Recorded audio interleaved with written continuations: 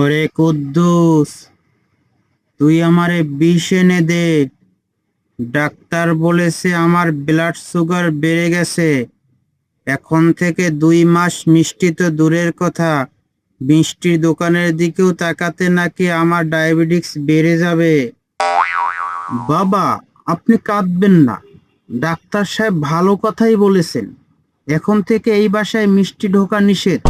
আমি দরজায় পাহারা দেব। দাদাজি, তোমার এই কান্না আর আব্বুর এই পাহারা দুটোই একদম বৃথা।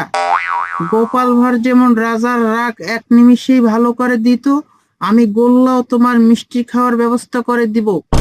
তুই আবার কিসের ফোন দিয়ে আসছিস? ডাক্তারের বারণ শোনাবি না তোর দাদাকে? আব্বু, ডাক্তার মিষ্টি খেতে বারণ করেছে, সিবিএ গিলতে তো বারণ করেনি। বাবা, এই নিন। ডায়াবেটিস কমানোর জন্য নিম পাতার রস আর তিত করলার জুস এনেছি। দিনে 3 বার খাবেন। ওরে বাবারে, এর চেয়ে তো আমারে মেরে ফেলা ভালো। গোল্লা রে, আমারে বাঁচা। আম্মু, তুমি তো মহারানী, তোমার বিচার এত নির্মম কেন? দাদাজি যদি তিতা খেয়ে মরে যায়, তবে তোমার ডালের রেসিপির প্রশংসা কে করবে? তা তো ঠিকই বলছিস, কিন্তু মিষ্টি খেলে তো ওনার সুগার বেড়ে যাবে। আমার কাছে একটা উপায় আছে। গোপাল ভাঁড় একবার রাজাকে বলেছিল, মহারাজ, যে মিষ্টি চোখে দেখা যায় না তা খেলে সুগার বাড়ে না। আমি দাদাজির জন্য অদৃশ্য মিষ্টি এনেছি। কুদ্দুস ভাই, কলকাতা থেকে তাজা ছানার রসগোল্লা এনেছি। এক পিস মুখে দিলে আত্মা ঠান্ডা হয়ে যাবে। দে রে মন্টু, একটা খাই, কেউ জানবে না। খবরদার বাবা, এক পিস খাইলেই সুগার 300 পার হবে। মন্টু আঙ্কেল, এই এক হাঁড়ি রসগোল্লার দাম কত? 500 টাকা খোকা, একদম খাঁটি ছানা।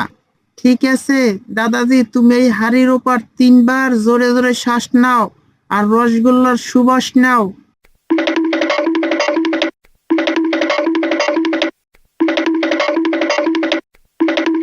ব্যাস, দাদাজির মিষ্টি খাওয়া শেষ। এবার মিষ্টির পেট্রোল পেটে চলে গেছে, সুগার বাড়ার কোনো সুযোগ নেই।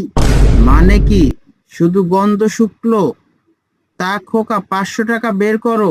আব্বু, পকেট থেকে 500 টাকার নোটটা বের করে মন্টু আঙ্কেলের সামনে রাখো তো।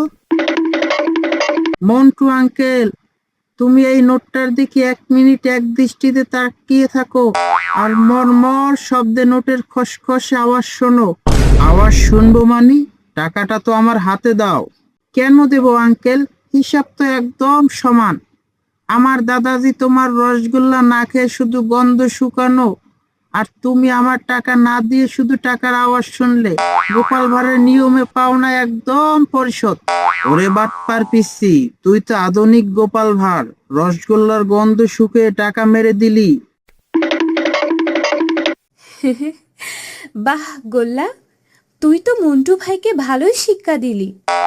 কিন্তু দাদাজির তো পেট ভরল না, উনি সত্যিই মিষ্টি খেতে চান। টেনশন নিও না আম্মু, আমি অলরেডি ডাইনিং টেবিলে আসল ডিজিটাল মিষ্টি রেডি করে রেখেছি। বাহ, এত রকমারি মিষ্টি! এটা খেলে কি সুগার বাড়বে না রে গোল্লা? একদম না দাদাজি, কারণ এগুলো রসগোল্লা না, এগুলো হলো তিতে রসকরল্লা জমানো আইসক্রিম। আমি ওটার উপর শুধু মিষ্টির সেন্ট স্প্রে করে দিয়েছি। ওরে বাবা রে, এত বিষের চেয়েও তিতা! ওরে শয়তান গোপাল নাতি, তুই আমারে মিষ্টির সেন্ট শুকিয়ে তিতে করল্লা খাওয়াচ্ছিস?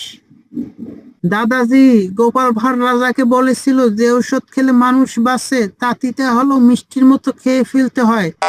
তুমি চুপচাপ আইসক্রিমটা খেয়ে শেষ করো, না হলে কিন্তু মন্টু আঙ্কেলকে ডেকে এনে আবারও টাকা ছাড়া গন্ধ শুকাবো। গোল্লা, তোর বুদ্ধির জবাব নেই রে। আমার ঘরে যে আস্ত একটা গোপাল জন্মগ্রহণ করেছে, তা আজ বুঝলাম।